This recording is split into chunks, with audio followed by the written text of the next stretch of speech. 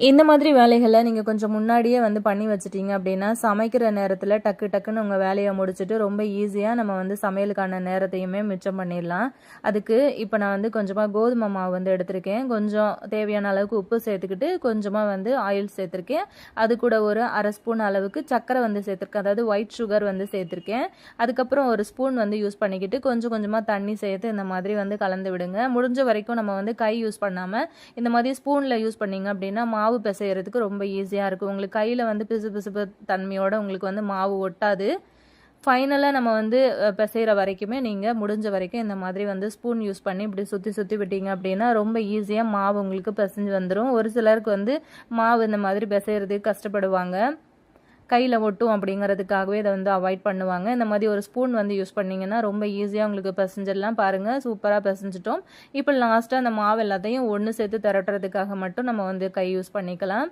அவ்வளோதாங்க. இந்த மாதிரி மாவை வந்து ரெடி பண்ணிக்கிட்டு ஒரு சில ப்ரிப்பரேஷன் ஐடியாஸ் வந்து நம்ம பண்ணி வச்சுக்கிட்டோம் அப்படின்னா, நம்ம காலையில் டைம்லேயோ நைட்லேயோ வந்து இதை டக்கு டக்குன்னு உங்களுக்கு வேலை முடிக்கிறதுக்கு ரொம்ப ஈஸியாக இருக்கும். சப்பாத்தியாக இருந்தாலும் சரி, பூரியாக இருந்தாலும் சரி, நம்ம வீடுகளில் ரொம்ப அதிகமாக அது வந்து செய்வோம்.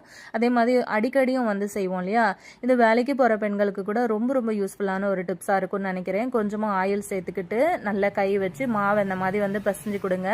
அப்போ தான் நல்லா சாஃப்டாக இருக்கும். அது ஒரு கொஞ்ச நேரம் அப்படியே வந்து ரெஸ்ட்டில் விட்டுருங்க. இப்போ வந்து இந்த மாதிரி ஒரு மேட்டில் மாவு வந்து நல்லா ஸ்ப்ரெட் பண்ணி விட்டுருக்கேன். அதுக்கு மேலே அந்த மாதிரி எடுத்து வச்சிருக்கிற மாவை போட்டு இந்த மாதிரி வந்து தேய்ச்சி எடுத்துக்கோங்க. முடிஞ்ச வரைக்கும் நல்ல தின்னா, அதாவது நல்ல மெல்லிஸாக வர்ற மாதிரி கட்டை யூஸ் பண்ணி இப்படி வந்து சுற்றி சுற்றி தேய்ச்சி விட்டுருங்க. நல்லா பெருசாக விரித்து தேய்ச்சிக்கோங்க. இப்போ நம்ம வந்து பூரிக்கான ஐடியா தான் பார்க்க போகிறோம். பூரி வந்து செய்கிறதுக்காக அதை எப்படி முன்னாடியே ப்ரிப்பேர் பண்ணி வைக்கிறது அப்படின்னு, டக்குன்னு ஃப்ரிட்ஜில் இருந்து எடுத்து உடனே வந்து எண்ணெயில் போட்டு எடுத்தோம் அப்படின்னா சுட சுட நல்ல ப்ரௌன் கலரில் உங்களுக்கு பூரி வந்து சூப்பராக ரெடி ஆகிடும். பூரிக்கு வந்து எப்போவுமே நம்ம வந்து மாவு தேய்க்கணும் அப்படின்னா கொஞ்சம் கஷ்டமாக இருக்கும். தேய்ச்சி அதை சின்ன சின்னதாக வந்து கட் பண்ணி நம்ம எடுத்து போடணும் அப்படின்னா கஷ்டமாக இருக்கும். நான் இன்றைக்கி சின்ன டிஃபன் பாக்ஸ் வந்து யூஸ் பண்ணி தான் அந்த பூரியோட ஷேப்புக்காக அந்த மாதிரி கட் பண்ணியிருக்கேன். வேணும் அப்படின்னா நீங்கள் கொஞ்சம் பெரிய சைஸில் கூட டிஃபன் பாக்ஸ் வந்து யூஸ் பண்ணி கொஞ்சம் பெரிய சைஸ் பூரியாகவே வந்து கட் பண்ணி எடுத்துக்கலாம். மீதம் பூரிக்கு தேய்ச்சது போக மீதமாக இருக்கிற மாவில் இதே மாதிரி ஷேப்லேயே நான் கொஞ்சம் பெரிய சைஸில் சப்பாத்திக்கும் வந்து போட்டு எடுத்துக்கிட்டேன். இப்போ பூரி சப்பாத்தி அப்படின்னும் போது காலையில் டிஃபனுக்கும் டக்குன்னு வேலை முடிஞ்சிடும், நைட்டில் டின்னர் பண்ணுறீங்கனாலுமே டக்குன்னு வேலை முடிஞ்சிடும். இப்போ நம்ம என்ன பண்ணலான்னு பார்த்தீங்கன்னா, இப்போ இப்படி வந்து இட்லி பிளேட்டில் கொஞ்சமாக ஆயில் அப்ளை பண்ணியிருக்கேன். இப்போ நம்ம அந்த பூரிக்கு தேய்ச்சோம் இல்லையா, அந்த மாவு எல்லாத்தையுமே எடுத்து அந்த இட்லி பிளேட்டில் வந்து இப்படி அடுக்கி விட்டுருங்க. ஆல்ரெடி நான் வந்து முன்னாடியே இட்லி பாத்திரத்தில் தண்ணி வச்சு அடுப்பில் கொதிக்க விட்டுருக்கேன். இப்போ 2 பிளேட்டில் நான் அந்த மாதிரி செட் பண்ணி வச்சுருக்கேன். இந்த மாதிரி நம்ம வந்து வைக்கும்போது நமக்கு ஷேப் கொஞ்சம் டிஃப்ரெண்ட்டாக கிடைக்கும். அதாவது உங்களுக்கு பார்க்கும்போது தெரியும். இந்த மாதிரி இட்லி பாத்திரத்தில் வந்து வைக்க உங்களுக்கு பிடிக்கல, கொஞ்சம் ஃப்ளாட்டாகவே இருக்கணும், மாவு தேய்ச்ச மாதிரியே இருக்கணும் அப்படின்னு நினச்சிங்கன்னா வேறு ஏதாச்சும் ஸ்டீமர் வந்து யூஸ் பண்ணிக்கிட்டு அதை வந்து வேக வச்சு எடுத்துக்கோங்க. வேக வைக்கணும் அப்படின்னா ரொம்ப நேரம் கிடையாதுங்க, ஒரு 2லேருந்து ஒரு 3 செகண்ட் மட்டும் விட்டுக்கோங்க. மிஞ்சி போனால் ஒரு நிமிஷத்துக்கு அப்படியே வந்து விட்டு இந்த மாதிரி வந்து பண்ணி எடுத்துக்கோங்க. ரொம்ப நேரம் மாவு வந்து வெந்து போகிற அளவுக்கெல்லாம் விட தேவை கிடையாது. இப்போ வந்து எடுத்து வெளியில் வச்சுட்டேன். மாவு வந்து நல்லா ஆறிடுச்சு. இப்போ இதை வந்து எடுத்து காட்டுறேன் பாருங்கள். பிசு பிசுன்னு இல்லாமல் நல்லா ட்ரையாக இருக்குது. இப்போ நம்ம இதை வந்து ஸ்டோர் பண்ணி வச்சுக்கலாம். ஆல்ரெடி நான் வந்து சப்பாத்தி வாங்கினேன் கவர் வந்து வாஷ் பண்ணி எடுத்து வச்சுருந்தேன். ஸோ அந்த கவருக்குள்ளே இதை வந்து நம்ம போட்டுட்டு அப்படியே ஃப்ரீசரில் வந்து எடுத்து வச்சுக்கிட்டோம் அப்படின்னா நம்ம வந்து காலைல டிஃபனுக்கு டக்குன்னு நான் வந்து பூரிக்கு மாவு தேய்ச்சி போடணும் அப்படின்லாம் அவசியம் கிடையாது. இதில் ஒரு 4 பூரி எடுத்து எண்ணெயில் போட்டிங்க அப்படின்னா டிஃபன் வேலை டக்குன்னு ஈஸியாக முடிச்சிடலாங்க. இப்போது ஸ்டவ் ஆன் பண்ணி கொஞ்சமாக எண்ணெய் வந்து வச்சுருக்கேன். இப்போ நம்ம எடுத்து வச்சுருக்கிற அந்த மாவை வந்து உள்ளே சேர்த்துக்கலாம். லைட்டாக உள்ளே போட்டு இப்படி தட்டிக்கிட்டே வந்தீங்க அப்படின்னா உங்களுக்கு சூப்பராக இந்த மாதிரி வந்து பொங்கி வந்துடும். நான் சின்ன சைஸு டிஃபன் பாக்ஸ் வந்து யூஸ் பண்ணி கட் பண்ணதுனால எனக்கு சின்ன சைஸாக வந்து கிடச்சிருக்கு பூரி. இந்த மாதிரி குட்டி பூரியெல்லாம் பார்த்தீங்கன்னா கிட்ஸ் வந்து ரொம்ப லைக் பண்ணுவாங்க. கொஞ்சம் பெரிய சைஸாக இருக்கிற மாதிரி டிஃபன் பாக்ஸ் வந்து யூஸ் பண்ணிங்க அப்படின்னா நீங்கள் கொஞ்சம் நல்ல பெரிய சைஸ்லேயே உங்களுக்கு பூரி வந்து கிடைக்கும். பாருங்கள் எவ்வளோ சூப்பராக புசு புசுன்னு பொங்கி வந்திருக்கு அப்படின்னு சொல்லிட்டு. கண்டிப்பாக இந்த ஐடியாவும் உங்களுக்கு ரொம்பவே பிடிச்சிருக்கும்னு நினைக்கிறேன். இதே மாவு யூஸ் பண்ணி நான் சப்பாத்திக்கும் மெல்லிஸாக வந்து தேய்ச்சி எடுத்து வச்சுருந்தேன். சப்பாத்தியுமே வந்து பார்த்திங்க அப்படின்னா ஒரு பிளேட் வந்து யூஸ் பண்ணி தான் நான் வந்து ரவுண்ட் ஷேப்பில் கட் பண்ணி எடுத்து வச்சுருக்கேன். ஸோ அதையுமே நம்ம வந்து ரெடி பண்ணி எடுத்துக்கலாம். இப்போ அதே வந்து தோசை தவா ஒன்று அடுப்பில் வச்சுருக்கேன். இப்போ அந்த தவா சூடானதுக்கப்புறமா அந்த சப்பாத்தியை போட்டு ஒரு 2 செகண்ட், ரொம்ப நேரம் வேக விட்டிங்கன்னா உங்களுக்கு சப்பாத்தியே ரெடி ஆயிரும். அந்த மாதிரி இல்லாமல் இந்த பக்கம் 2 செகண்ட், அந்த பக்கம் ஒரு 2 செகண்ட் வந்து போட்டு லைட்டாக சூடான உடனே இதை வந்து எடுத்துக்கோங்க. இந்த மாதிரி எல்லா பக்கமும் வந்து அந்த சூடு வந்து படுற மாதிரி பண்ணி எடுத்துக்கோங்க. இந்த மாதிரி எல்லா சப்பாத்தியுமே நம்ம வந்து போட்டு எடுத்துட்டு இதையுமே ஒரு ஏர்டைட்டான ஒரு கவரில் வந்து போட்டு க்ளோஸ் பண்ணி நம்ம ஃப்ரீசரில் வந்து எடுத்து வச்சுக்கிட்டோம் அப்படின்னா சப்பாத்தியெல்லாம் நீங்கள் வந்து பண்ணுறீங்க அப்படின்னும் போது நம்ம ரொம்ப நேரம் டைம் வந்து எடுத்து மாவு பிசைஞ்சு தேய்ச்சி செய்யணும் அப்படிங்கிற டென்ஷனும் கிடையாது. மதியான நேரத்தில் கொஞ்ச நேரம் தூங்கலாமா அப்படின்னு யோசிப்போம். அப்படி வந்து தூங்குற நேரத்துக்கு கொஞ்ச நேரம் வேலை ஏதாவது செய்யலாமா அப்படின்னும் நிறைய பேர் யோசிப்போம் இல்லையா? அந்த மாதிரி நினைக்கிறவங்க கண்டிப்பாக இந்த மாதிரி ஒரு சில ப்ரிப்பரேஷன் ஐடியாஸ் வந்து முன்னாடியே பண்ணி வச்சுக்கிட்டீங்க அப்படின்னா கண்டிப்பாக உங்களுக்கு சமையலுக்கான நேரமுமே வந்து ரொம்பவே சேவ் பண்ண முடியும். இதுலேயும் வந்து பார்த்தீங்கன்னா வேலைக்கு போகிற லேடிஸுக்கு இந்த மாதிரி ஐடியாஸ் எல்லாம் ரொம்ப ரொம்ப யூஸ்ஃபுல்லாக இருக்கும். ட்ரை பண்ணி பாருங்கள்.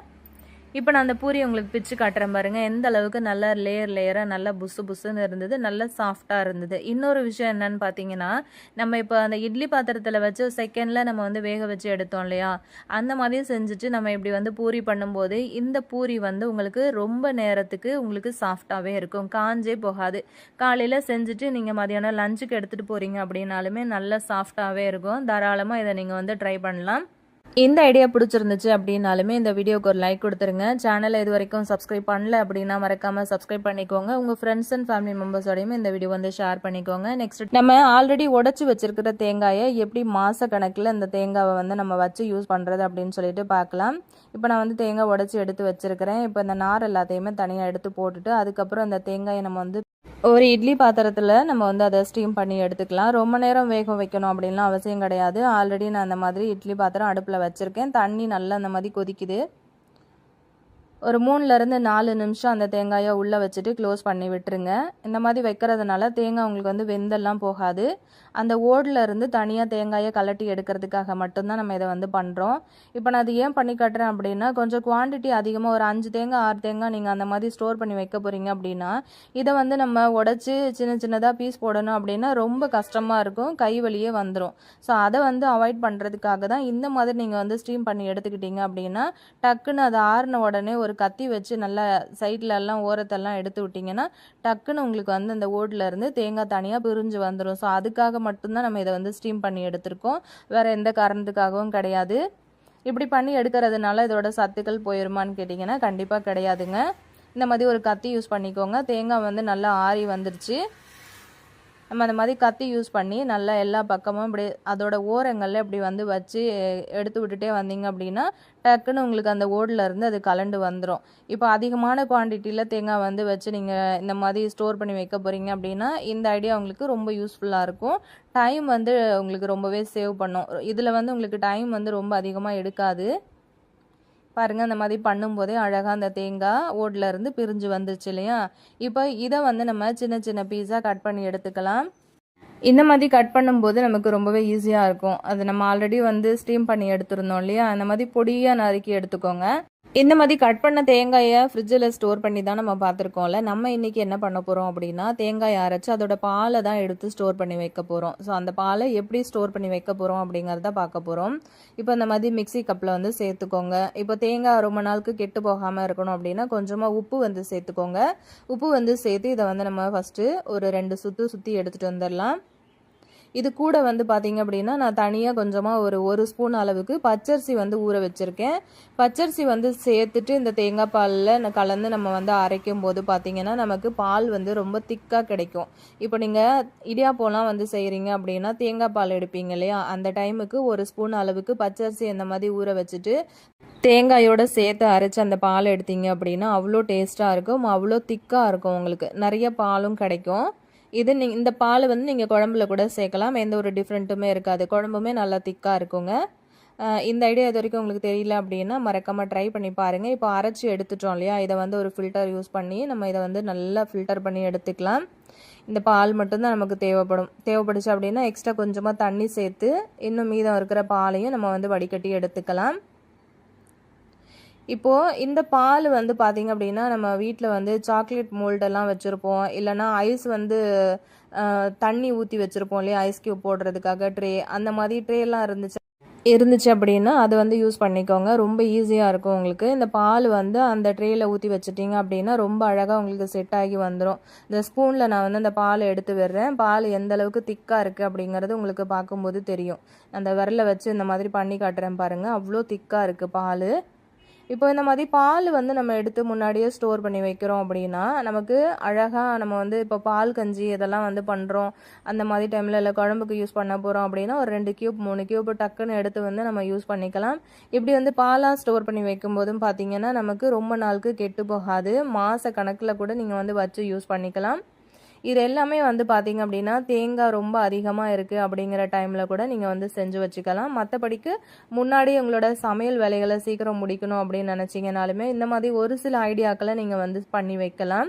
இப்போ ஃப்ரீசரில் நான் வந்து விட்டுட்டேன். ஒரு ஓவர் நைட் அப்படியே விட்டுட்டேன். மறுநாள் காலையில் பார்த்தீங்கன்னா ரொம்ப அழகாக நல்லா ஸ்ட்ராங்காகவே அது வந்து செட் ஆகி வந்துருந்துச்சு. உங்களுக்கு பார்க்கும்போது தெரியும். இப்போ இந்த மாதிரி வந்து செட் ஆகி வந்ததை நம்ம அப்படியே வந்து எடுத்துட்டு ஒரு ஏர்டைட்டான கண்டெய்னரில் போட்டு ஸ்டோர் பண்ணி வச்சுட்டோம் அப்படின்னா நம்ம தேவைப்படுற நேரங்களில் நம்மளோட சமையலுக்கு இதை வந்து யூஸ் பண்ணிக்கலாம். இந்த ஐடியாவும் உங்களுக்கு ரொம்ப ரொம்ப யூஸ்ஃபுல்லான ஒரு ஐடியாவாக இருந்திருக்கும் அப்படின்னு நினைக்கிறேன். இது வரைக்கும் தெரியல அப்படின்னா மறக்காமல் நீங்கள் ட்ரை பண்ணி பாருங்கள். அப்படி உங்கள் ஃப்ரெண்ட்ஸ் அண்ட் ஃபேமிலி மெம்பர்ஸ்க்கும் இந்த வீடியோ தேவைப்படும் அப்படின்னு நினச்சிங்கன்னா அவங்களுக்கும் மறக்காமல் ஒரு ஷேர் கொடுங்க. இதே மாதிரி ஆல்ரெடி வந்து ப்ரிப்ரேஷன் வீடியோஸ் நம்ம சேனலில் நிறைய போட்டிருக்கோம். டைம் இருந்தது அப்படின்னா மறக்காமல் வந்து செக் பண்ணிக்கோங்க. வேணும்னா இதுக்கு முன்னாடி போட்ட ஒரு வீடியோவோட லிங்க்கும் நான் வந்து டிஸ்கிரிப்ஷனில் கொடுக்குறேன். மறக்காமல் செக் பண்ணிக்கோங்க. இந்த மாதிரியான ஒரு சில ஐடியாக்களை நீங்கள் யூஸ் பண்ணீங்க அப்படின்னா கண்டிப்பாக உங்களோட வீட்டு வேலைகளையும் சரி சமையல் வேலைகளையும் சரி ரொம்ப ஈஸியாக முடிச்சிடலாம். டைமும் வந்து நமக்கு ரொம்ப அதிக நேரம் எடுக்காது. ரொம்ப நேரம் நின்று கிச்சனில் சமைக்கணும் அப்படின்னும் அவசியம் கிடையாது. எவ்வளோ வெரைட்டியாக இருந்தாலும் எவ்வளோ பேர் வர்றாங்க அப்படின்னாலுமே டக்கு டக்குன்னு ஒரே ஆளாக நம்ம வந்து எல்லா வேலைகளையுமே முடிச்சிடலாம். இந்த மாதிரி கஞ்சி வைக்கும் போதும் பார்த்திங்கன்னா ஒரு 3 கியூப் 4 கியூப் வந்து சேர்த்து பண்ணும்போது நமக்கு வேலையும் ரொம்ப ஈஸியாக முடிஞ்சிடும். ரொம்ப டயர்டாக ஆஃபீஸில் இருந்து வரீங்க, ஒரு பால் கஞ்சி வந்து வச்சு சாப்பிடணும் போல் இருக்குது அப்படின்னாலுமே டக்குன்னு நீங்கள் இந்த மாதிரி வந்து ரெடி பண்ணிக்கலாம். ரொம்ப ஈஸியாகவே உங்களோட வேலைகள் வந்து முடிஞ்சிடும். இன்றைக்கி வீடியோ உங்களுக்கு ரொம்பவே யூஸ்ஃபுல்லாக இருந்திருக்கும்னு நினைக்கிறேன். யூஸ்ஃபுல்லாக இருந்துச்சு அப்படின்னா மறக்காமல் சேனலை சப்ஸ்கிரைப் பண்ணிக்கோங்க. நெக்ஸ்ட் ஒரு வீடியோவில் உங்களை மீட் பண்ணுறேன் ஃப்ரெண்ட்ஸ். தேங்க்யூ.